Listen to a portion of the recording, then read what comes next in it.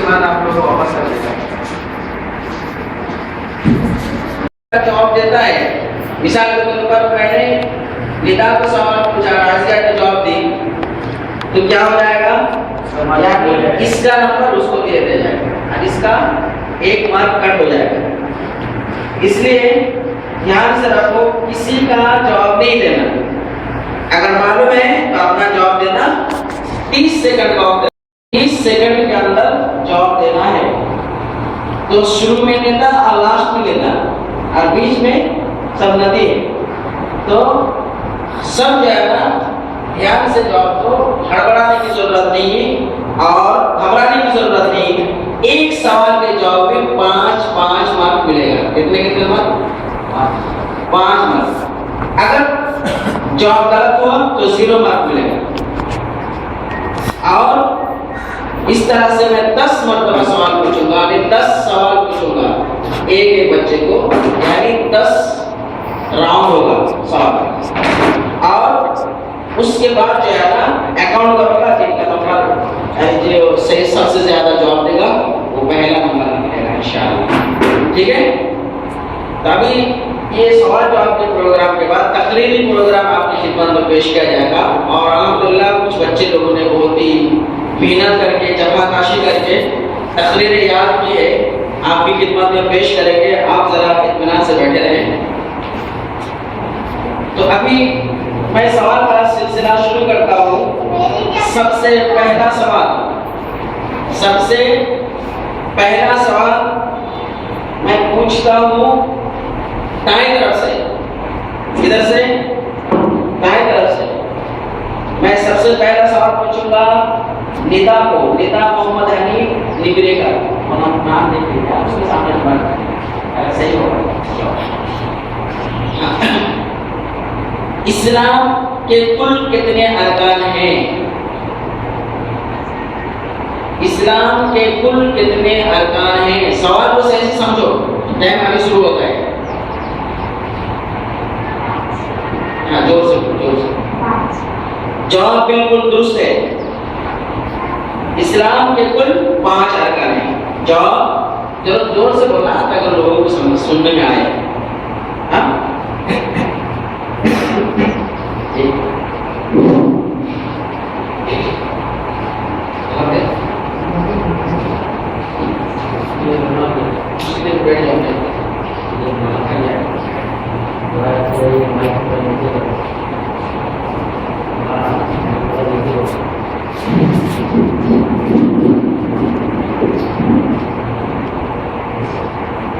آپ سامنے لے کے جائیں.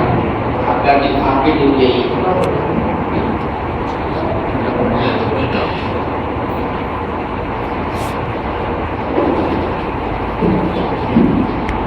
اچھا.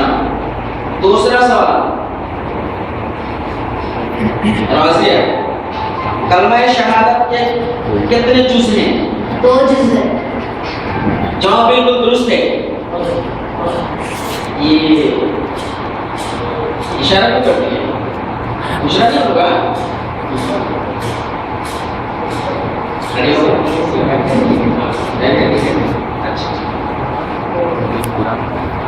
تیسرا سوال، کسی بھی عمل کے قبول ہونے کے لیے کتنے شرطیں ہیں؟ سمیرہ، کسی بھی عمل کے قبول ہونے کے لیے کتنے شرطیں ہیں؟ سوچ سمجھ کے جواب دو. سوال پہلے سمجھو. کسی بھی عمل کے قبول ہونے کے لیے کتنی شرطیں ہیں؟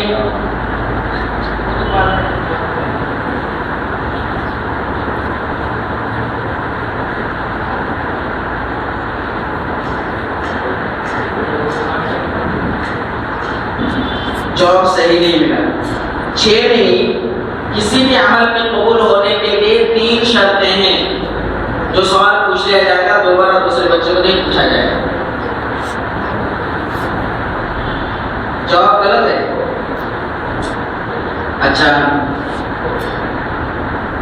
ابراہیم، ایمان کے کل کتنے ارکان ہیں؟ 6. جواب بالکل غلط ہے. جواب بالکل صحیح ہے. ایمان کے کل 6 ارکان ہیں. جواب صحیح ہے.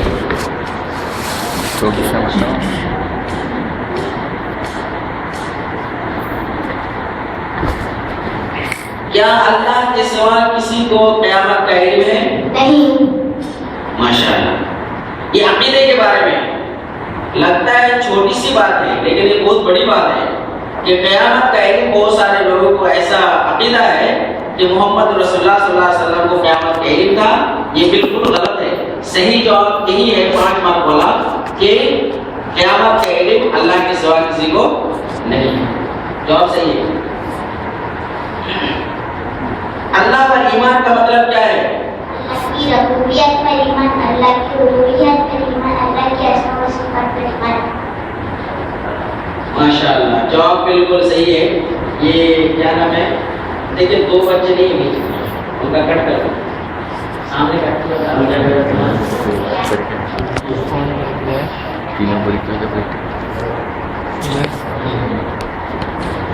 اچھا. ایمان کے ارکان میں سے ایک حصے کو جھٹلانے والے کا کیا حکم ہے؟ ایمان کے کسی بھی ارکان کو انکار کرنے والا کافر ہے. ماشاءاللہ. بالکل صحیح جواب ہے. ایمان کے ایک بھی جز اگر 6 جز میں سے 6 ارکان میں سے انکار کرتے تو کافر ہو جاتا ہے. اللہ اکبر. یہ بہت بڑا جواب ہے. جواب بالکل صحیح ہے. اچھا. توحید کی کتنی قسمیں ہیں؟ 5.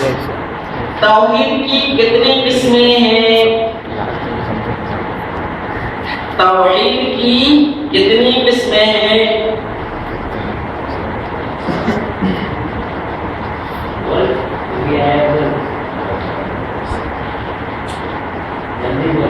جواب بالکل غلط ہے. توحید کی 3 قسمیں ہیں. توحید الوہیت, توحید ربوبیت, توحید اسماء و صفات. توحید کی 3 قسمیں ہیں.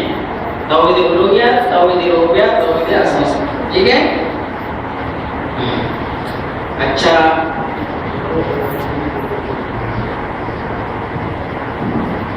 ہاں پھر سے راؤنڈ شروع ہو رہا ہے.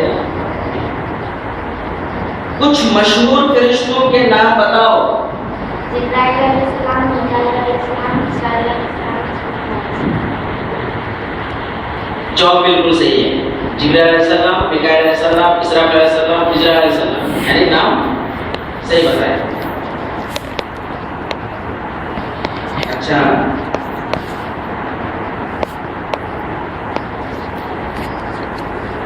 جبرائیل علیہ السلام کا کام بتاؤ. اللہ کا پیغام رسولوں تک پہنچانا. ماشاءاللہ. جواب بالکل صحیح ہے.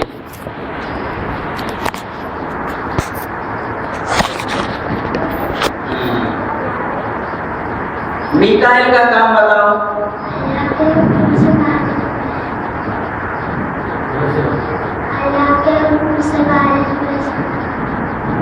جواب بالکل صحیح ہے. اللہ کے حکم سے بارش برساتا ہے. اللہ کے حکم سے. ہاں جواب بالکل صحیح ہے. اچھا. اس کے بعد سوال ہے اسرافیل علیہ السلام کا کام بتاؤ. اسرافیل قیامت کے دن کے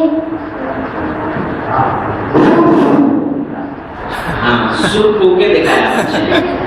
بالکل صحیح جواب ہے. قیامت کے روز سور پھونکیں گے. انہوں نے سور پھونک کر کے بتایا بچے نے. ٹھیک ہے جواب. اچھے لوگوں نے بہت تیاری کیا لیتے ہیں ماشاءاللہ. اچھا. اجرا علیہ السلام کا کام بتاؤ. اللہ کے حکم سے دودھ نکالنے کا کام کرتے ہیں. جواب بالکل صحیح ہے. کرام کاتبین کے بارے میں تم کیا جانتے ہو؟ یہ 2 فرشتے ہیں جو ہمارے ساتھ امتحان لیتے ہیں اور ہمارے اعمال کو لکھتے ہیں. ماشاءاللہ. یہ 2 فرشتے ہیں کرام کاتبین, تو ہمارے دن رات ساتھ رہتے ہیں اور ہمارے عمل کو لکھ دیں گے. آپ لوگ بھی ذرا غور سے سنیے کیونکہ یہ سب سوال کا جواب معلوم ہوگا تو بہت ساری معلومات بڑھ جائے گی. ہمارے بچوں کو معلوم ہے الحمدللہ. جواب صحیح ہے. اچھا منکر اور نکیر کے بارے میں تم کیا جانتے ہو؟ یہ دو فرشتے جو قبر میں ہم سے سوال پوچھیں گے. ماشاءاللہ جواب صحیح ہے. یہ منکر نکیر کیا ہے؟ من ربک ما دینک ما حضرت اللتی وعیسیٰ. بالکل سب سوال پوچھنے والے فرشتے ہیں یہ دونوں. جواب صحیح. اچھا مشہور آسمانی کتابوں کے نام بتاؤ. مشہور آسمانی کتابوں کے نام بتاؤ. بولتے جاؤ شرماؤ مت. جو بھی یاد ہے بولتے جاؤ. ہاں بتاؤ. آسمانی کتاب. آسمانی کتاب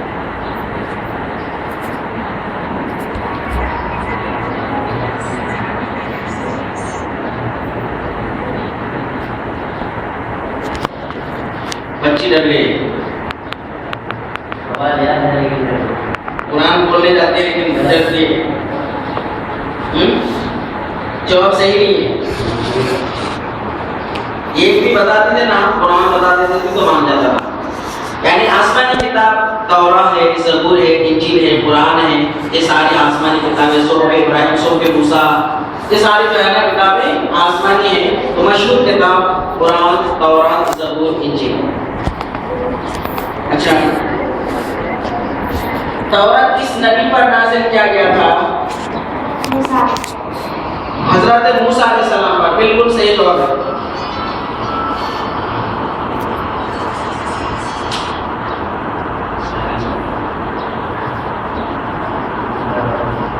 جواب صحیح ہے. پہلا راؤنڈ شروع. پھر سے شروع. اچھا انجیل کس نبی پر نازل ہوا؟ حضرت عیسیٰ علیہ السلام. بالکل صحیح جواب ہے. انجیل حضرت عیسیٰ علیہ السلام پر نازل ہوا. زبور کس نبی پر نازل ہوا؟ حضرت موسیٰ علیہ السلام. ہاں زبور صحیح سے سمجھ کے بولو. زبور حضرت موسیٰ علیہ السلام. حضرت آ جاؤ بچے. دو بچے آئے ہیں. ابھی انشاءاللہ ہم لوگ کو انگلش میں تقریر سننے کو ملے گی. یہ دو بچے انگلش میں تقریر پیش کریں گے ہماری خدمت میں انشاءاللہ.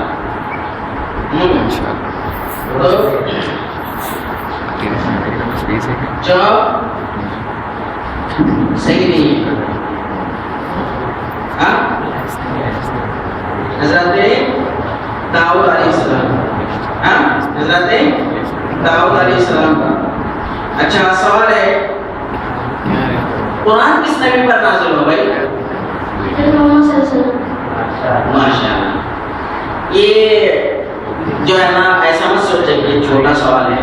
بہت سارے ایسے امتی ہمارے بیچ میں موجود ہیں کہ قرآن کس نبی پر نازل ہوا معلوم نہیں.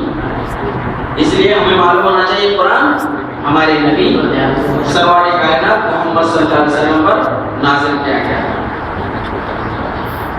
جواب صحیح. قیامت کی دو چھوٹی نشانی بتاؤ. شراب پینا عام ہوگا، علم اٹھ جائے گا اور جہالت بڑھ جائے گی. جواب صحیح ہے. یعنی دو میں تین ہے. جواب صحیح ہے.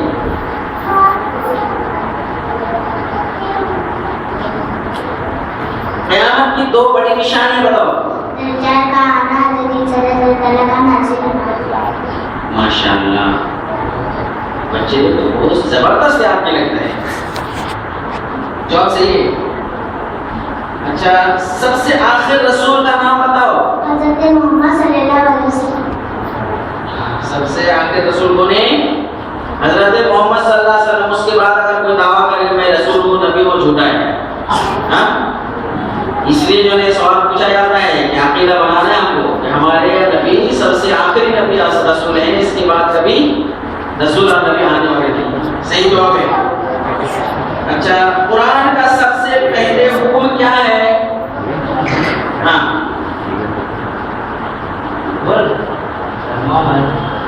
قرآن کی سب سے پہلا حکم کیا ہے؟ ایسا مت کرو. یاد تو تھی، کیا ہو گئی؟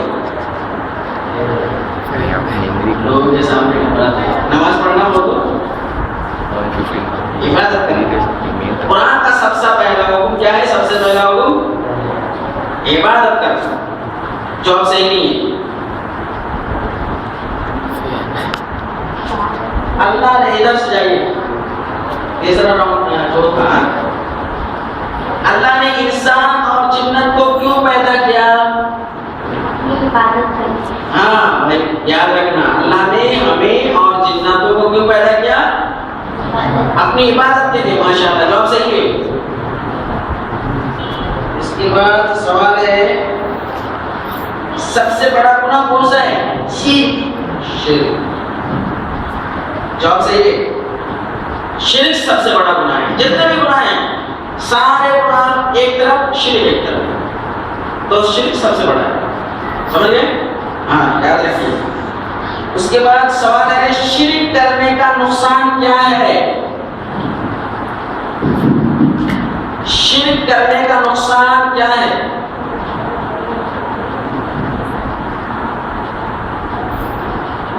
اس کو پوچھ لیا جائے وہی سوال. شرک کرنے کا نقصان کیا ہے؟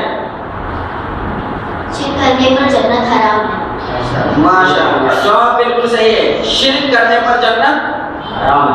ہاں کوئی چیز حرام نہیں ہے، جنت حرام ہے. تو پھر میوہ ملے گا کھانے کو، ہاں جنت کے فروٹ ملیں گے کیا؟ ارے بھائی جنت ہی حرام تو جنت میں داخلہ نہیں ہو تو کیسے ملیں گے ساری چیزیں؟ ہاں تو شرک کرنے پر جنت ہی حرام ہے تو ساری چیزیں حرام ہو گئی. تو جنت ہی حرام ہے. بالکل صحیح جواب ہے. اللہ تعالیٰ کہاں ہے؟ اللہ تعالیٰ ہاں کچھ لوگوں کا یہ عقیدہ ہے کہ اللہ سبحانہ و تعالیٰ زمین پر ہے. اللہ سبحانہ و تعالیٰ یعنی ہر جگہ موجود ہے. یہ بالکل غلط عقیدہ ہے. اللہ سبحانہ و تعالیٰ اپنی ذات کے ساتھ عرش کے اوپر ہے. قرآن بتاتا ہے الرحمن استوى علی العرش، یعنی اللہ سبحانہ و تعالیٰ عرش پر مستوی ہے. ہاں اللہ تعالیٰ کا علم ہر جگہ موجود ہے. اللہ کا علم ہر جگہ موجود ہے. بالکل صحیح جواب ہے کہ اللہ عرش پر ہے.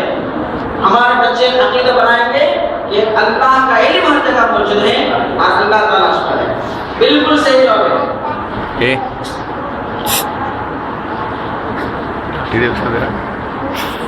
سوال بہت کٹھن ہے، جواب اطمینان سے دینا.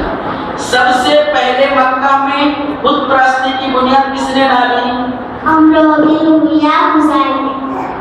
ماشاءاللہ جزاک اللہ.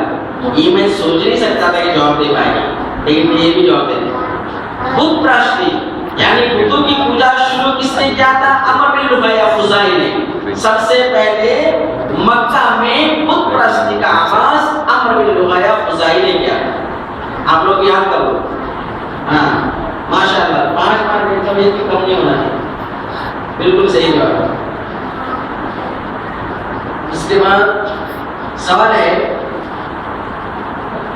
آپ صلی اللہ علیہ وسلم کا نام محمد کس نے رکھا؟ ہاں ہاں ماشاءاللہ ماشاءاللہ.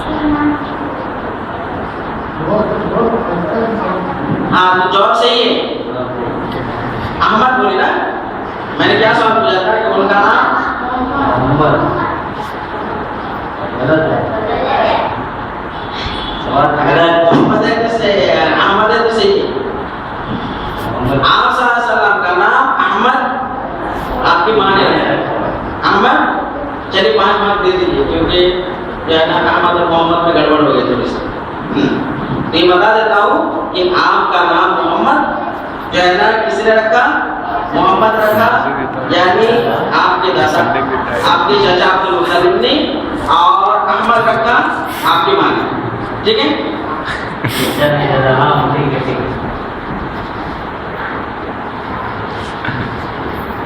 آپ صلی اللہ علیہ وسلم کس نسل سے ہیں؟ آپ صلی اللہ علیہ وسلم اسماعیل علیہ السلام کے نسل سے ہیں، یعنی خاندانی اسماعیل علیہ السلام سے آ رہے ہیں. بالکل صحیح ہے. اچھا آپ کے قبیلے کا نام کیا تھا؟ قریش قریش. جواب صحیح ہے سراج بھائی. اچھا آپ کے خاندان کو کس نام سے پکارا جاتا تھا؟ آپ کے خاندان کو کس نام سے پکارا جاتا تھا؟ جواب صحیح نہیں آ رہا ہے. آگے بڑھیے اس کو پوچھیے. آپ صلی اللہ علیہ وسلم کے خاندان کے کس نام سے پکارا جاتا ہے؟ جواب صحیح نہیں آ رہا. آگے پوچھیے. بنو ہاشم کے نام سے. جزاک اللہ. جواب صحیح ہے. بنو ہاشم کے نام سے. نام دیکھتے جانا پڑے. آپ کے نام، آپ کے باپ اور ماں کا نام بتاؤ. باپ کا نام عبداللہ اور ماں کا نام امینہ. جواب صحیح. جواب صحیح. اچھا آپ کے دادا اور دادی کا نام بتاؤ. دادا کا نام عبدالمطلب اور دادی کا نام فاطمہ تھا. ماشاء اللہ. جواب صحیح. اچھا آپ کے نانا اور نانی کا نام بتاؤ. نانا اور نانی کا نام بتاؤ. یہی سوال آگے پوچھیے. جواب صحیح نہیں آ رہا ہے. نمبر مت دیجیے. دادا کا نام اور دادی کا نام. نانا کا نام وہاب اور نانی کا نام. ایک نام تم نے صحیح بتایا. دوسرا نام بولو. ڈھائی مارک دیجیے. یہ دو چیز ہے نا، چلو اس میں ڈھائی مارک. آپ کا نانی کا نام ایک چیز ہو گیا نا اس میں. نانا کا نام وہاب اور نانی کا نام برا. ڈھائی مارک میں آپ کو ایک چیز زیادہ چھوٹ گیا آپ کا. اچھا بی بی حلیمہ کون تھی؟ آپ صلی اللہ علیہ وسلم کی رضائے تھا. ماشاءاللہ صحیح جواب صحیح. اچھا آپ کے کل کتنے چچا تھے؟ ہاں کتنے چچا تھے؟ چار. جواب بالکل غلط ہے. آپ کے 9 چچا تھے. ہاں آپ کے کتنے چچا نے اسلام قبول کیا اور کون کون؟ کتنے چچا نے، پہلے بتاؤ کتنے چچا نے اسلام قبول کیے؟ 9 چچا میں سے کتنے نے اسلام قبول کیے؟ پہلا جواب سوال. دوسرا ہے جز اور نام کیا ہے ان کا؟ رکے کوئی سوال نہیں پوچھا جائے گا کیونکہ باقی رہ جائے گا سوال. دیکھیے آپ کے 2 چچا نے اسلام قبول کیے. کتنے چچا نے؟ 2 چچا نے. ایک ہے حمزہ رضی اللہ تعالیٰ عنہ اور ایک ہے عباس. بچے لوگ جانتے ہیں سر. اچھا آپ کی کل کتنی بیویاں تھیں؟ آپ کی کل 11 بیویاں تھیں. ماشاءاللہ جواب صحیح ہے. آپ کی پہلی بیوی کون تھی؟ حضرت خدیجہ رضی اللہ عنہا. حضرت خدیجہ رضی اللہ تعالی عنہا. جواب صحیح ہے. اچھا آپ کا نکاح کس نے پڑھایا؟ آپ کے چاچا ابو طالب نے پڑھایا. آپ کے چچا ابو طالب نے پڑھا. یہ جو ہے نا میں نے غلط لکھا تھا. بچے لوگوں نے صحیح کیا. عبد المطلب میں لکھا تھا وہ غلط لکھا تھا میں نے. اور دادا نہیں پڑھایا تھا، چاچا نے پڑھایا تھا ابو طالب. میں جلدی جلدی لکھتے لکھتے غلط لکھا تھا. تو یہ بچے لوگ اتنا ہوشیار ہے کہ ان لوگوں نے اصلاح کر دی. جواب صحیح ہے. اچھا شادی کے وقت آپ اور خدیجہ کی عمر کیا تھی؟ آپ صلی اللہ علیہ وسلم کی عمر کیا تھی اور خدیجہ کی عمر کیا تھی شادی کے وقت؟ پہلی شادی کی ہے نا صلی اللہ علیہ وسلم. جوڑ سے بولو.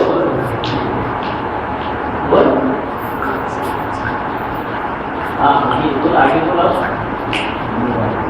بولو.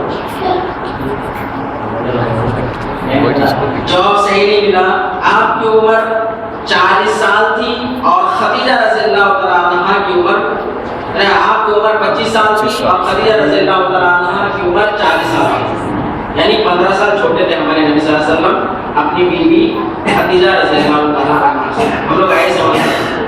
اگر کوئی بیوہ عورت ہو تو اس کو شادی کرنے کے لیے تیار نہیں ہوتے ہیں. نوجوانوں کا ذہن بنانا چاہیے. ہمارے نبی صلی اللہ علیہ وسلم جوان تھے, تمام کائنات میں سب سے زیادہ خوبصورت تھے اور سب سے زیادہ جو ہے نا ہونہار تھے اور عقلمند تھے. اس کے باوجود ایک بیوہ خاتون کو اپنی بیوی بنایا سب سے پہلے خدیجہ رضی اللہ عنہا, وہ بھی عمر میں زیادہ 40 سال نہ 15 سال عمر زیادہ. اچھا آگے اس کا ضرور اس کا انعام ملے گا کیونکہ آپ یعنی اللہ بات یاد نہیں, یہ قرآن حدیث کی بات ہے. ٹھیک ہے, اس کی وجہ سے اس میں مایوس ہونے کی کوئی ضرورت نہیں ہے. ابھی تقریری سلسلہ شروع ہوتا ہے. میں سب سے پہلے تقریر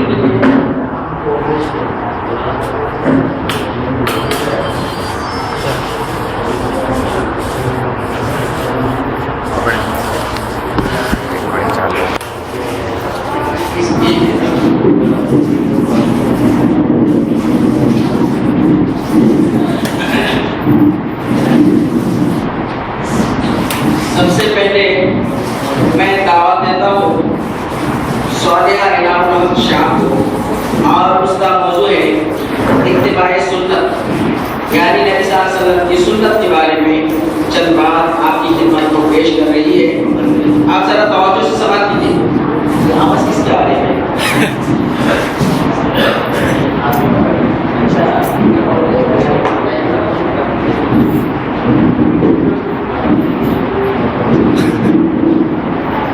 آواز کس کی ہوگی؟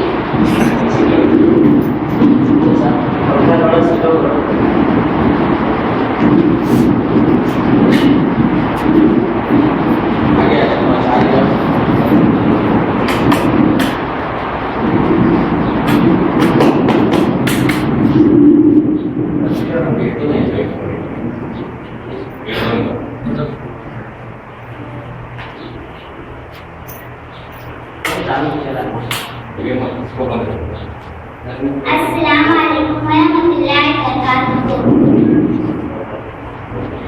حضرات, میں اتباع سنت کے بارے میں چند باتیں پیش کرنے جا رہی ہوں.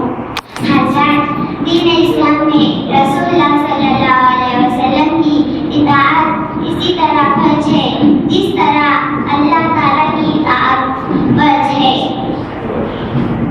جیسا کہ اللہ تعالیٰ نے فرمایا, جس نے رسول اللہ صلی اللہ علیہ وسلم کی اطاعت کی اس نے اللہ کی اطاعت کی. محترم حضرات, اطاعت رسول اللہ صلی اللہ علیہ وسلم کے بارے میں صحیح بخاری کی حدیث بڑی اہم ہے. رسول اللہ صلی اللہ علیہ وسلم نے فرمایا, میری امت کے سب لوگ جنت میں جائیں گے سوائے اس شخص جس نے انکار کیا. صحابہ اکرام نے عرض کیا, انکار کس نے کیا؟ آپ صلی اللہ علیہ وسلم نے فرمایا, جس نے میری اطاعت کی وہ جنت میں داخل ہوں گا, اور جس نے میری نافرمانی کی اس نے انکار کیا. محترم حضرات, اطاعت اور اعمال سے تمام تربیات کتاب و سنت کو نظر انداز کرنے سے پیدا ہوتا ہے. مرنے کے بعد بزرگوں کا تسلط, وسیلہ, علم غیب اور روح کی حاضری جیسے باطل عقائد اور حسن فاتحہ, کل 400 قرآن خوانی, عرس محافلی میلاد, سماعت جیسے غیر اسلامی اقوال اور اعمال ان میں دلوں میں مقبول ہوتے ہیں جس میں کتاب و سنت کی تعلیم نہیں ہوتی. اس کے برعکس کتاب و سنت کو مضبوطی سے تھامنا تمام باطل اقوال اور اعمال سے محفوظ رہنے کا واحد یقینی راستہ ہے. 218 ہجری میں مامون رشید کے احد حکومت متعزلہ کے باطل عقیدے قرآن مخلوق ہے. تو مامون رشید نے حکومت کے تمام علماء سے منوانے کی کوشش کی. تو امام محمد رحمۃ اللہ کی زبان سے ایک ہی جواب نکلا, اللہ تعالیٰ کی کتاب سنت رسول اللہ صلی اللہ علیہ وسلم سے کوئی دلیل لا دو تو میں تسلیم کروں گا. نصیحت اور حکمت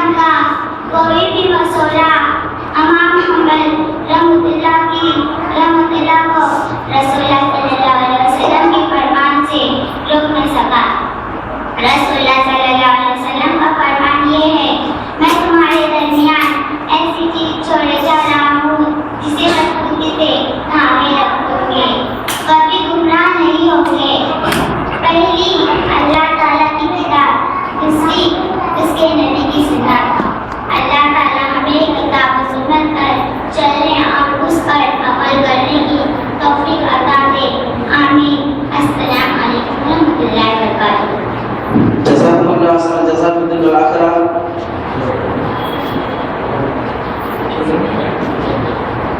ماشاء اللہ بہت ہی بہترین انداز میں چھوٹی بچی اتنے کبھی زندگی میں بولی نہیں ہوگی کسی کے سامنے، یہ پہلی بار بول رہی ہے، پھر بھی جو ہے نا ماشاء اللہ بہت ہی اچھے انداز میں آپ کی خدمت میں کچھ باتیں رکھ رہی تھی، یعنی اتباع سنت اور اتباع سنت کی اہمیت اور اس کے تقاضا کو آپ کی خدمت میں بیان کر رہی تھی.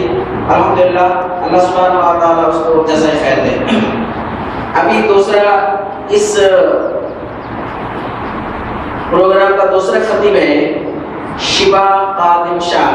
یہ ایک حدیث بیان کرنے کے لیے آ رہی ہے کہ عالم کی فضیلت کیا ہے، یعنی عالم کی فضیلت عام آدمی پر کیا ہے وہ بیان کرنے کے لیے آتی ہے. السلام علیکم ورحمۃ اللہ وبرکاتہ. میں آپ کے سامنے ایک حدیث بیان کر رہی ہوں. حضرت ابو امامہ رضی اللہ تعالیٰ عنہ کہتے ہیں رسول اللہ کے سامنے دو آدمیوں کا ذکر کرا گیا، ان میں سے ایک عالم اور دوسرا عابد تھا.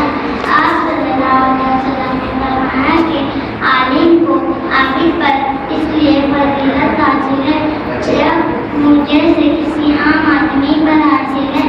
آپ صلی اللہ علیہ وسلم نے فرمایا کہ بے شک اللہ تعالیٰ پر لوگوں کو بھلائی کے لیے تعلیم دینے والوں پر اپنے رحمت نازل فرمایا اور فرشتے ان کی رحمت کی دعا کر رہے ہیں.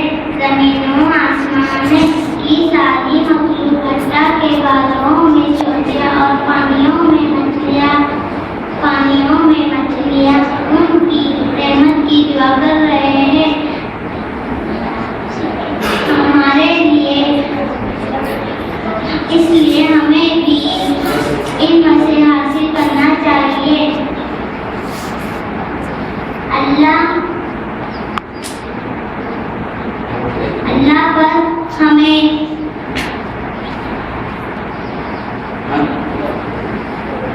کیا بول رہے ہیں؟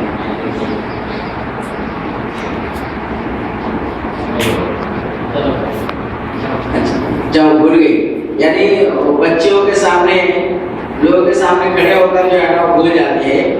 ڈرنا نہیں، یہ سارے جو ہے نا سمجھنا کہ ہمارے اسٹوڈنٹ ہیں، میں آپ کے ٹیچر ہوں، ایسے سمجھ کے تقریر کرو. ہاں آپ لوگ اگر ایسے سوچو گے کہ یہ ایسے ہیں، کوئی بڑے آدمی کو بیٹھے ہیں، عالم بیٹھے ہیں، اچھے عالم لوگ بیٹھے ہیں، تو پھر بیان ہی نہیں کر پائیں گے آپ. ہاں ٹھیک ہے. معاذ عبد المجید آلجی، معاذ عبد المجید آلجی، معاذ عبد المجید آلجی آیا نہیں کیا؟ اچھا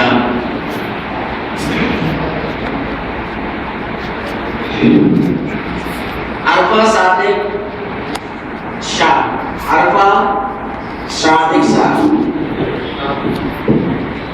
صادق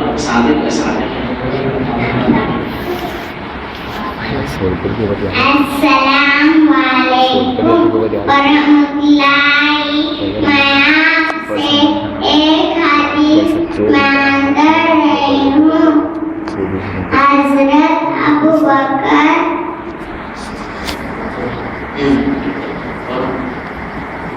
حضرت ابو بکر رضی اللہ تعالیٰ عنہ سے روایت ہے. حضرت ابو بکر رضی اللہ عنہ روایت ہے. ارے بھول گئے کیا؟ وہ کتاب تو اچھا ہے، اور یہ ہٹاؤ کاپی ہٹاؤ. ابھی کاپی نہیں چلے گی، یاد ہے جو بتانا ہے، نہیں آئے تو چھوڑ دینا. بھول جاتی ہے، بھولنا نہیں ہے. ابھی معاذ منور خان، ہاں اس کا موضوع ہے شرک کے بارے میں کچھ باتیں آپ کی خدمت میں رکھنے جا رہے ہیں. معاذ منور خان، گھبراؤ نا، اطمینان سے پڑھو. السلام علیکم ورحمۃ اللہ اور آگے جاؤ. محترم حضرات، میں آپ کی خدمت میں شرک کے بارے میں چند باتیں پیش کر رہا ہوں. آئے سب سے پہلے آپ کو بتا دوں کہ شرک کسے کہتے ہیں. شرک کسی کو کہتے ہیں کہ اللہ تعالیٰ نے جن کاموں کو اپنے لیے خاص کر رکھا ہے اسے کسی اور کے لیے کرنا، مثلاً نظر و نیاز، طواف، سجدہ وغیرہ. شرک ایک نازک جرم ہے جسے اللہ تعالیٰ کی مدد نہیں بچا سکتے. جیسے کہ اللہ تعالیٰ کا فرمان ہے، اللہ تعالیٰ شرک کیے جانے والوں کو کبھی نہیں معاف کرتا، اور اس کی علاوہ اللہ تعالیٰ جسے چاہے گا اسے بخش دے گا، اور اللہ تعالیٰ شرک کرنے والوں کو ہمیشہ ہمیشہ کے لیے جہنم میں پھینک دے گا. جیسے کہ اللہ تعالیٰ نے فرمایا، جس نے اللہ تعالیٰ کے ساتھ شرک کیا اللہ تعالیٰ اس پر جنت کا حرام کر دیا اور اس کا ٹھکانہ جہنم ہے، اور ظالموں کا کوئی مددگار نہیں ہوگا. اس لیے ہم سب کو شرک سے بچنا چاہیے، ورنہ اللہ تعالیٰ ہمیں جہنم میں پھینک دے گا. اللہ ہمیں شرک سے بچنے کی توفیق عطا فرما. آمین. جزاکم اللہ حسن، جزاکم فی الدنیا والآخرہ. ماشاءاللہ اچھا یاد کیا، لیکن زیرو کا لب و لہجہ میں کمی تھی، ادھر ادھر اشارہ نہیں کر رہے تھے. اشارہ کرنا چاہیے. ایسا معلوم ہوتا ہے کہ خطیب ہو، خطبہ دے رہے ہو، تقریر کر رہے ہو، سب کو سمجھا رہے ہو، اس طرح سے بیان کرو. اس کے بعد سلیم النساء عرفان شاہ، سلیم النساء عرفان شاہ.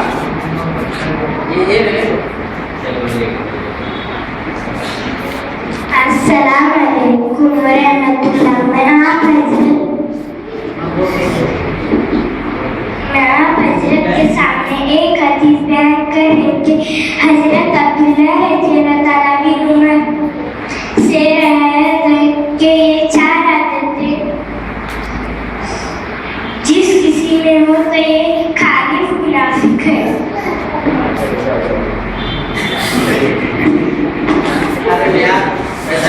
علامت کیا وہ بتا رہا ہے نا، وہ یاد نہیں کی، بھول گئی. اچھا چلو، 4 جو علامات ہیں جن کے اندر وہ صحیح مسلم کی روایت ہے کہ وہ خالص منافق ہوتے ہیں. اذا وعد اخلف واذا اؤتمن خان واذا حدث كذب واذا خاصم فجر. اللہ کے رسول صلی اللہ علیہ وسلم نے فرمایا کہ جب وہ وعدہ کرتا ہے تو وعدہ خلافی کرتا ہے، ایک نمبر. دوسرا، جب وہ کیا ہو رہا ہے، جب وہ کیا کرتے ہیں، یعنی ان کی امانت رکھی جاتی ہے ان کے پاس، وہ خیانت کرتے ہیں. اور جب وہ بات کرتے ہیں تو جھوٹ بات بیان کرتے ہیں. جب وہ لڑائی جھگڑے کرتے ہیں تو گالی گلوچ پر اتر آتے ہیں. یہ جو ہے نا منافقین کی علامتیں ہیں. یہی بیان کرنے والی تھی لیکن بھول گئی بچی. اللہ تعالیٰ جزائے خیر کرے. الفیہ نوشاد خان یہ حدیث بیان کرنے آ رہی ہے. الفیہ نوشاد خان. السلام علیکم ورحمۃ اللہ. محترم حضرات، میں آپ کی خدمت میں توحید کی فضیلت کے بارے میں ایک حدیث بیان کرنے جا رہی ہوں. حضرت عبداللہ بن عمرو بن عاص رضی اللہ تعالیٰ عنہ سے روایت ہے کہ رسول اللہ علیہ وسلم نے ارشاد فرمایا، قیامت کے روز میری امت کا ایک فرد کو تمام کے سامنے کھڑا کر دیا جائے گا اور ان کے 99 گناہ ہوں گے. ان کے 99 گناہوں کے دفتر ان کے سامنے کھول دیے جائیں گے. جن دفتروں میں ان کے گناہ لکھا ہوگا، ہر دفتر اتنا بڑا بڑا ہوگا کہ اس کی نگاہ جہاں تک گرجے گی وہاں تک پھیلا ہوگا. اللہ بندے سے پوچھے گا، کیا تم ان گناہوں میں سے کسی ایک گناہ کو انکار کرنا چاہتے ہو؟ بندہ جواب دے گا، لا یا ربی، نہیں میرے پروردگار. اللہ دوبارہ پوچھے گا، کیا میرے لکھنے والے فرشتے نے تم پر ظلم کیا ہے؟ بندہ جواب دے گا، لا یا ربی، نہیں میرے پروردگار، لکھنے والے فرشتے نے مجھ پر نہیں کیا ہے. اللہ کہے گا، کیا تیرا کوئی عذر ہے؟ بندہ جواب دے گا، لا یا ربی، نہیں میرے پروردگار، میرا کوئی عذر نہیں. اللہ کہے گا، کیا تیری کوئی نیکی ہے؟ تو بندہ خاموش ہو جائے گا. اللہ کہے گا، اب بھی تیری ایک نیکی ہمارے پاس ہے، حاجت پر بالکل ظلم نہیں کیا.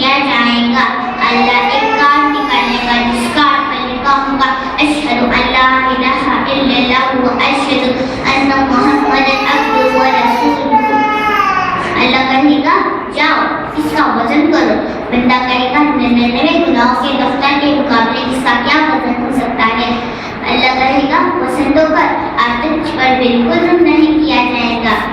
ایک ترازو میں 99 گناہوں کو دفتر کیا جائے گا اور دوسرے ترازو میں وہ کام رکھ دیا جائے گا جس کام پر لکھا ہوگا اشہد ان لا الہ الا اللہ و اشہد ان محمد عبدہ و رسولہ. 99 گناہوں کا دفتر ہلکا ہو جائے گا اور جس میں کلمہ شہادت لکھا ہوگا وہ بھاری نکلے گا.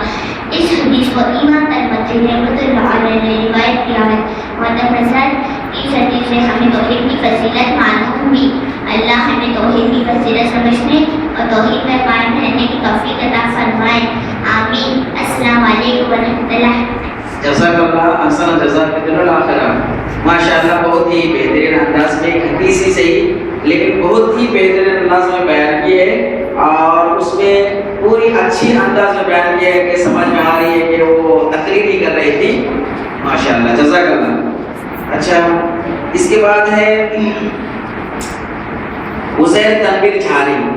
یہ چھوٹا بچہ ہے ماشاء اللہ ایک حدیث بیان کرنے کے لیے آ رہا ہے.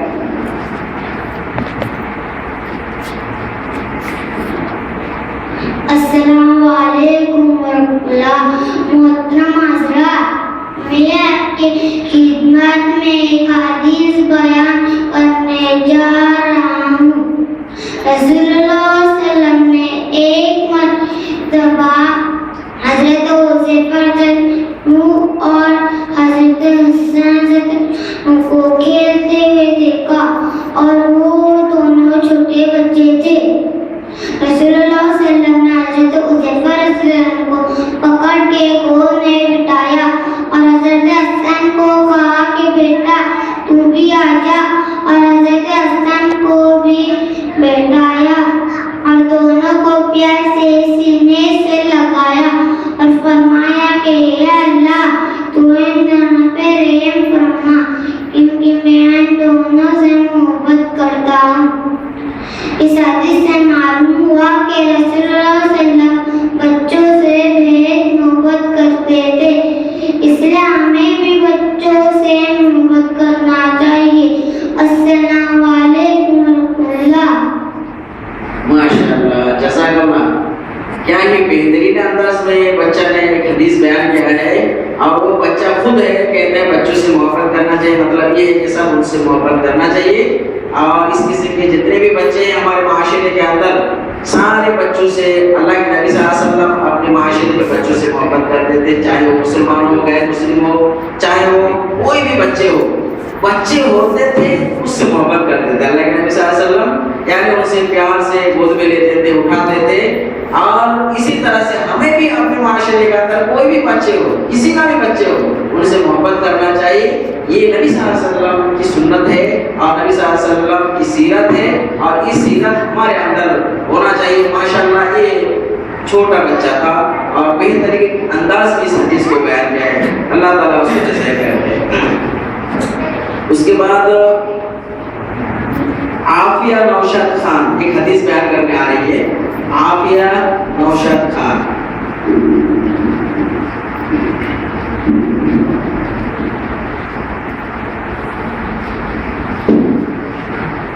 السلام علیکم ورحمۃ اللہ.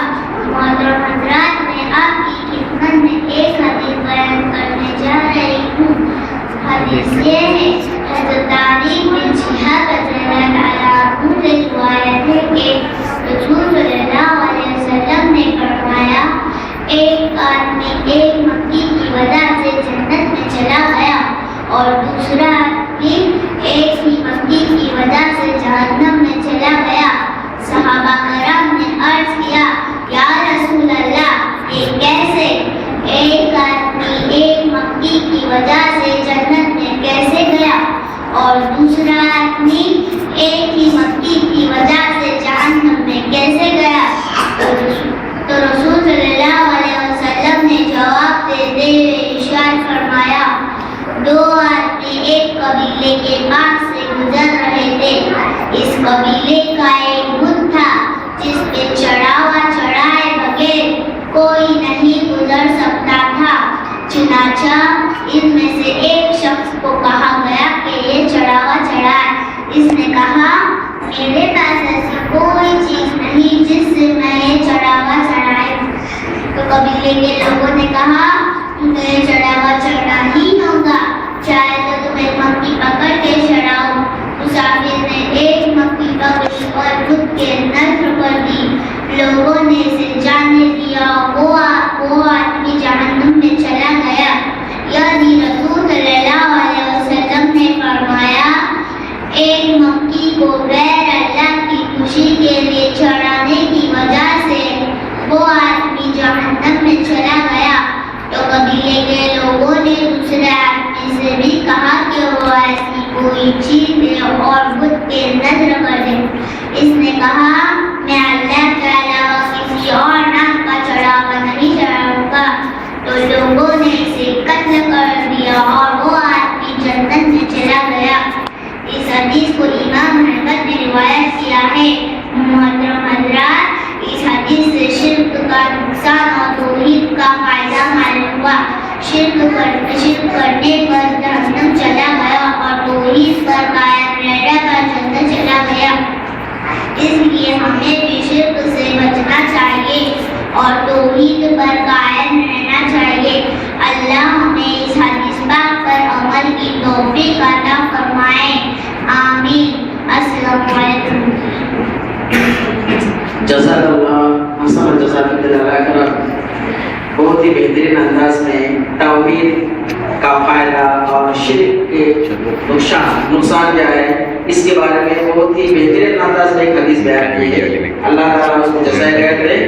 اور میں اس کے بعد ایک ایسا خطیب پیش کرنے جا رہا ہوں جو انگریزی زبان میں آپ کی خدمت میں کچھ باتیں پیش کریں گے، اور ہے اس کا موضوع ہے محبت رسول، یعنی نبی صلی اللہ علیہ وسلم سے محبت کے بارے میں وہ تقریر پیش کرنے آ رہی ہے۔ مہانا سید حسین، مہانا سید حسین۔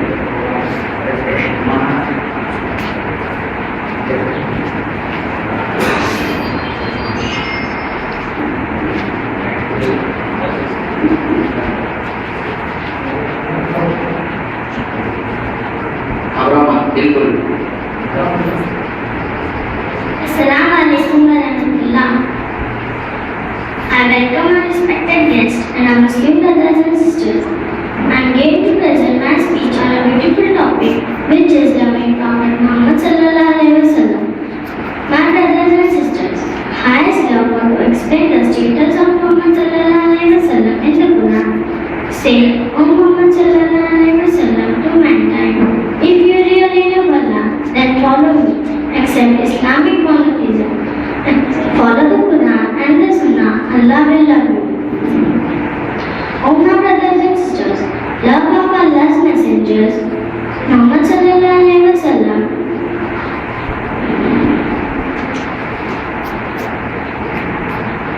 is a part of our faith. There is a Hadith tradition of Prophet Muhammad sallallahu alaihi wasallam who said, none of you have faith unless I am nearer to him than his father and his son and all mankind. In earlier period of Islam, many books were written on the life of Prophet Muhammad sallallahu alaihi wasallam. In the Quran itself, the best example of life of Muhammad sallallahu alaihi wasallam has also been mentioned. The Quran says, you and verily you, O Muhammad sallallahu alaihi wasallam, are on an exalted standard of character.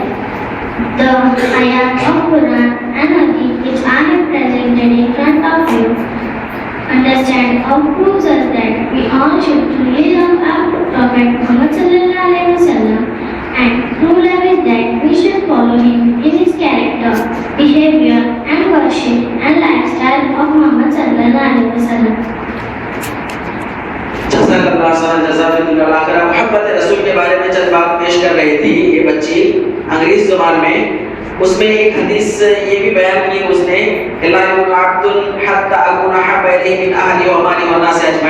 یعنی اس وقت تک کوئی بندہ مومن نہیں ہو سکتا جب تک میں اس کے نزدیک اس کے اہل و عیال مال و دولت اور کائنات کے تمام لوگوں سے زیادہ محبوب نہ ہو جاؤں۔ اور اسی طرح سے ایک قرآن کی آیت پیش کی کہ قل ان کنتم تحبون اللہ فاتبعونی احببکم اللہ، اگر اے نبی صلی اللہ علیہ وسلم آپ کہہ دو کہ کہ اگر تم اللہ سے محبت کرنا چاہتے ہو تو میری پیروی کرو، میری اطاعت و فرما برداری کرو. اور اسی طرح سے ایک اور آیت کریمہ کا ترجمہ بھی پیش کی کہ انک علی خلق عظیم، یعنی سرور کائنات محمد رسول اللہ صلی اللہ علیہ وسلم کو اللہ تعالیٰ نے سب سے بہترین اخلاق یعنی ان کا کیریکٹر اخلاق کو اللہ سبحانہ و تعالیٰ نے اونچا بنایا اور بہت ہی یعنی اخلاق والا یعنی تعلیم اللہ تعالیٰ نے تربیت خود نبی صلی اللہ علیہ وسلم کی اپنی طرف سے کی، جس کی وجہ سے بچپن میں ہی ہم جانتے ہیں کہ ان کے والدہ والد اور جو پرورش کر رہے تھے ان کے ابو چاچا ابو طالب ان کا بھی وفات ہو گیا. اللہ تعالیٰ یہ بتلانا چاہتا تھا کہ میں کسی بچے کی تربیت خود کروں گا. اللہ نے بچپن سے لے کر کے 40 سال کی عمر تک خود پرورش کی، اس کے بعد نبوت کا سر تاج ان کو پہنایا. اسی کے بارے میں چند بات کو پیش کر رہے تھے، اللہ تعالیٰ مجھے جزائے کر دے. اور اس قسم کے بیانات ہونا چاہیے، انگریزی زبان میں ہو، انگلش میں ہو یا مراٹھی زبان میں ہو، تاکہ غیروں کو فائدہ پہنچے. اللہ سبحانہ و تعالیٰ مجھے جزائے کر دے. اور اس کے بعد میں دعوت دیتا ہوں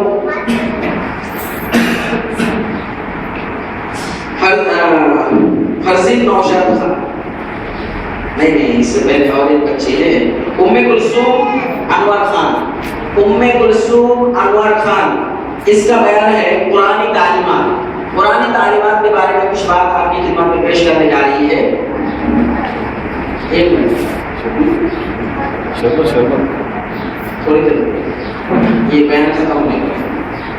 السلام علیکم ورحمۃ اللہ وبرکاتہ.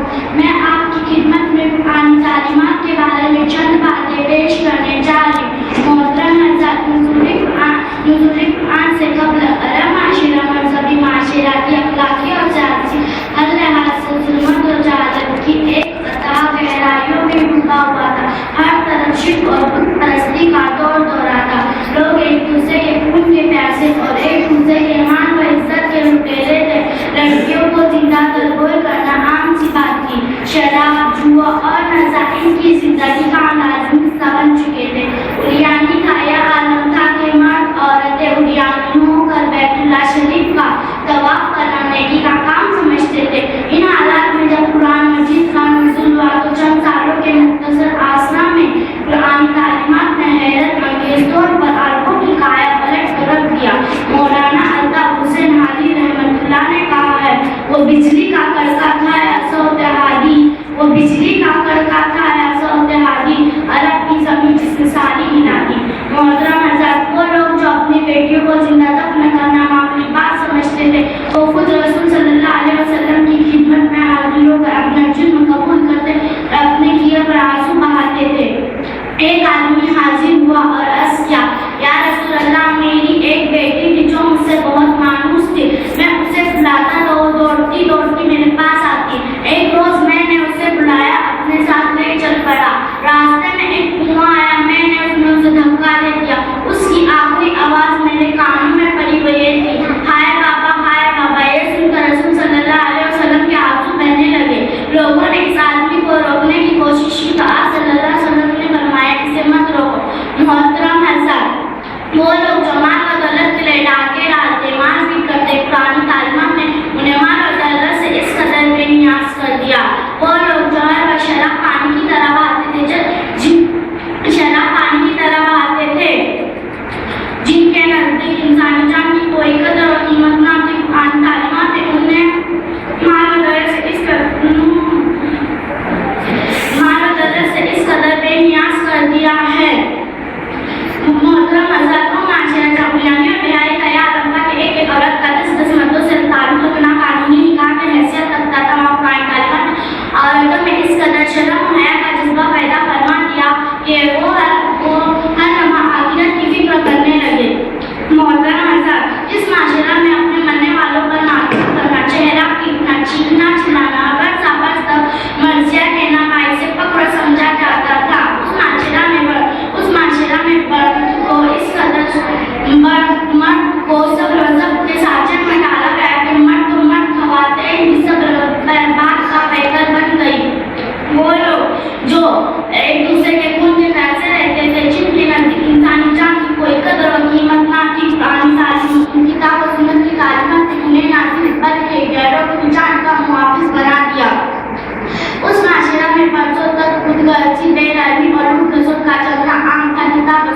तालीमात में किताब और सुन्नत की तालीमात में कुरान तालीमात को चंद सालों की मुख्तसर मुद्दत में हमदर्दी खैर खुदी और फिर इसात के अनमोल सांचे में डाल दिया। बस यूँ समझ लीजिए कि कुरान तालीमात ने तेईस कबीर को मुद्दत में कोई को मुद्दत बना दिया। आखिर में दुआ करो या अल्लाह हम सबको कुरान तालीमात हासिल करने और उस पर चलने की तौफीक अता फरमा। आमीन। अस्सलाम वालेकुम व रहमतुल्लाह। जज़ाकल्लाह। यहाँ तो बहुत जबरदस्त की थी, लेकिन ऐसा लग रहा था कि वो तकरीर नहीं सबक सुना रही है। माशाअल्लाह बहुत बेहतरीन तकरीर याद की तुमने, लेकिन थोड़ा सा ऐसा तकरीरी अंदाज में बयान करना था। चलो कोई बात नहीं, क्योंकि पहली बार है, इससे पहले कभी तकरीर नहीं की थी ना। हाँ देखिए बच्चे लोग जो है ना जितने भी यहाँ पर आज बयान कर रहे हैं आपके खिदमत में पेश कर रहे हैं कुछ बातें, या तो सलामी पेश करते हुए जो है ना भूल जाते हैं, तो ये समझ लीजिए कि पहली बार वो जो है ना कोशिश कर रही है।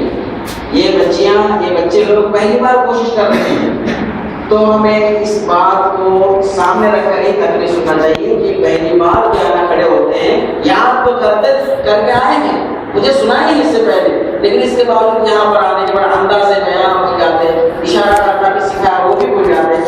ये जो है पहली बार होने की वजह से ऐसा होता है।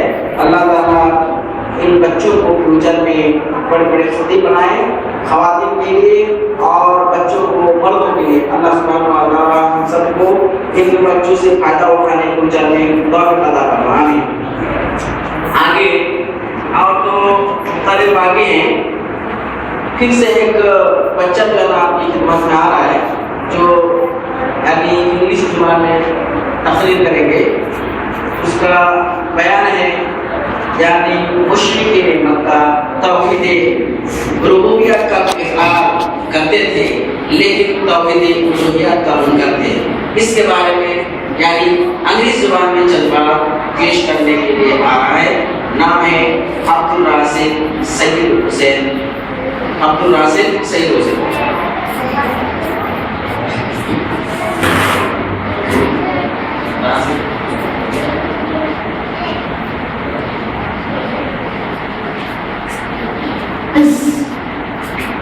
Assalamu alaikum wa rahmatullah.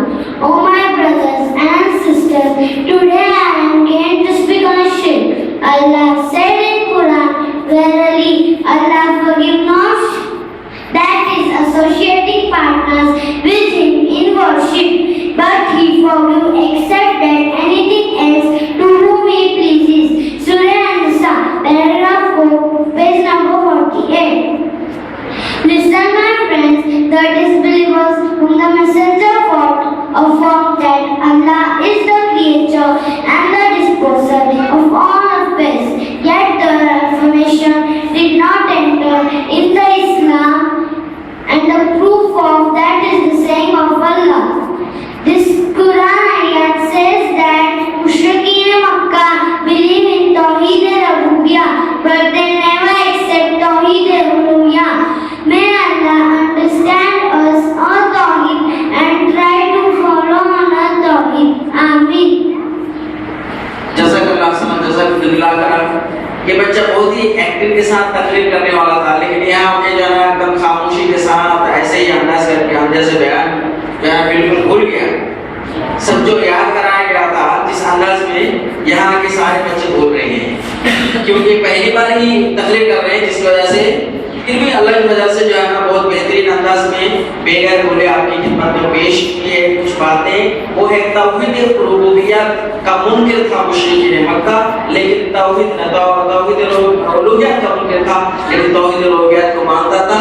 और उसकी दलील के तौर पर एक कुरानी आयत को पेश किया है, सूरह यूनुस के अंदर है, कुल मैं यरज़ुकुकुम मिनस समाई वल अर्ज़ अम्मा यख़लुक़ुस समा वल अबसार।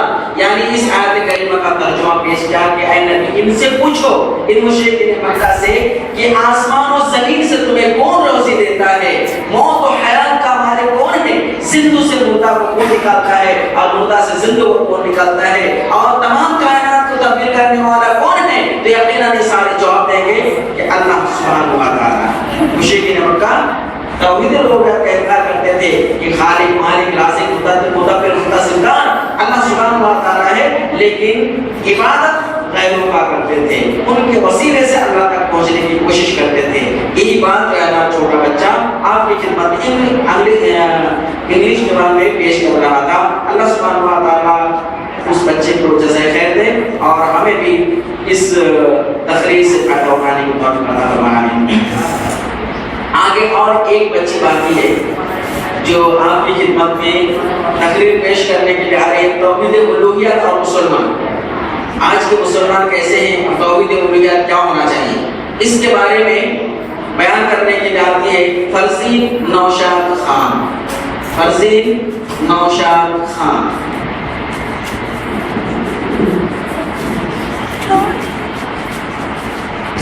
السلام علیکم ورحمۃ اللہ. محترم حضرات، میں آپ کی خدمت میں توحید الوہیت اور مسلمان کے بارے میں چند باتیں پیش کرنے جا رہے ہیں. محترم حضرات، اسلامی نقطۂ نظر سے توحید کی 3 قسمیں ہیں: توحید ربوبیت، توحید الوہیت، توحید اسماء و صفات. رب کا مطلب ہے مالک، پرورش کرنے والا. اس اعتبار سے توحید ربوبیت کا مفہوم ہوا صرف ایک اللہ کو مالک و پالنہار سمجھنا. دنیا کے کسی بھی مذہب و ملت کے پیروکار سے پوچھا جائے کہ رزق دینے والا، آسمان سے پانی برسانے والا، موت و زندگی عطا کرنے والا، آسمان و زمین کو وجود بخشنے والا، ان دونوں کے مابین بشمول انسان و جنات کے خالق، مالک و پالنہار کون ہے؟ تو وہ آسمان کی جانب انگلی اٹھا کر اشارے سے یہی جواب دے گا کہ وہ ذات صرف اور صرف اللہ تعالیٰ ہی ہے. اگر وہ مسلمان تو مومن ہوگا تو لفظ اللہ ادا کرے گا، اور اگر ہندو و مشرک ہوگا تو ایشور پرمیشور یا کوئی اور دوسرا لفظ جو اللہ کی ذات پر بولا جاتا ہے ادا کرے گا. جیسا کہ اللہ تعالیٰ نے ارشاد فرمایا، اگر تم ان سے پوچھو کہ انہیں کس نے پیدا کیا تو یہ ضرور کہیں گے کہ اللہ تعالیٰ نے. محترم حضرات، میں یہ آپ سے پوچھنا چاہتی ہوں کہ آخر وہ کون سی بات تھی جو انبیاء کرام لے کر آئے تھے اور اہل دنیا کو اس کا پابند بنانا چاہتے تھے؟ اس سوال کا جواب قرآن مجید دیتا ہے. جیسا کہ اللہ تعالیٰ نے ارشاد فرمایا، ہم نے ہر گروہ کے پاس ایک رسول اس پیغام کے ساتھ بھیجا کہ لوگوں اللہ کی عبادت کرو اور شیطان و بتوں کی عبادت سے بچو. اور تمام رسولوں کے سردار حضرت محمد صلی اللہ علیہ وسلم فرماتے ہیں، مجھے حکم دیا گیا ہے کہ میں لوگوں کے ساتھ جہاد کرتا رہوں یہاں تک کہ وہ اس بات کی گواہی دے دیں گے کہ اللہ کے سوا کوئی معبود برحق نہیں اور حضرت محمد صلی اللہ علیہ وسلم اللہ کے رسول ہیں، اور نماز قائم کریں اور زکوٰۃ ادا کریں. محترم حضرات، قرآن کی آیت اور رسول صلی اللہ علیہ وسلم کی حدیث سے یہ بات بالکل واضح ہو گئی ہے کہ حضرت نوح علیہ السلام سے لے کر جناب محمد رسول صلی اللہ علیہ وسلم تک تمام انبیاء کرام کی دعوت صرف ایک ہی تھی، یعنی لوگوں کو بندوں کی بندگی سے نکال کر اللہ کی بندگی میں لگانا، اور اسی کو توحید الوہیت کہتے ہیں. یعنی عبادات کی تمام قسمیں جیسے سجدہ کرنا، صدقہ کرنا، مانگنا، جانور ذبح کرنا، روزہ رکھنا، قسم کھانا وغیرہ کو خالص اللہ کے لیے بچا لایا جائے اور اس میں اللہ کے ساتھ کسی کو شریک نہ کیا جائے. اسی توحید الوہیت کی دعوت پر دنیا کے مشرکین بوکھلا اٹھے اور چین کر کہنے لگے، کیا اس نے تمام معبودوں کا ایک ہی معبود بنا دیا ہے؟ یقیناً یہ تو بہت تعجب کی بات ہے. اور پھر انہوں نے رسول کی مخالفت پر کمر کس لی. انہی طرح کے اختلاف آزمائش میں مبتلا کرنے کو اپنا وسیلہ بنا لیا، اور ان باطل عقائد کا جو وہ اپنے بزرگوں، درویشوں اور دیوتاؤں کے مطابق رکھتے تھے یہ عقیدہ پیش کیا، ہم تو ان کی عبادت محض اس لیے کرتے ہیں کیونکہ یہ ہمیں اللہ تعالیٰ سے قریب کر دے گی. محترم حضرات، افسوسناک بات یہ ہے کہ ان رسولوں کے نافرمانوں، مشرکوں اور کافروں نے جو عقائد اپنے معبودوں نے باطلہ کے لیے تلاش رکھے تھے وہی عقائد ٹھہرے اور بہانے بر صغیر ہندوستان اور پاکستان اور بنگلہ دیش کے کلمہ لا الہ الا اللہ کی اقرار کرنے والوں کی اکثریت اپنے خود ولیوں، نیکوکاروں اور بزرگوں کے مطابق رکھتا ہے. گویا توحید الوہیت کو ٹھکرانے میں یہ لوگ انبیاء کی مخالفین سے کئی قدم آگے ہیں. اللہ تعالیٰ ایسے مسلمانوں کو صحیح رہنمائی عطا فرمائے اور جن عبادتوں میں انہیں موحد مسلمان بنائے. آمین. السلام علیکم ورحمۃ اللہ.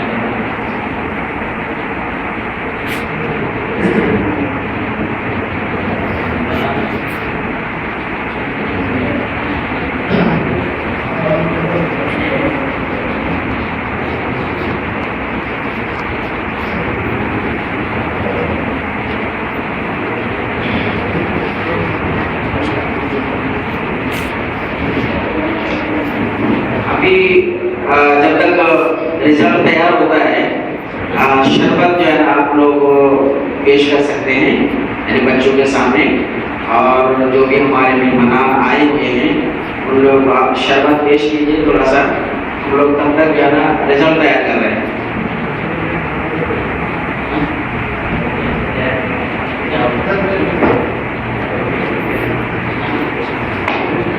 Thank you.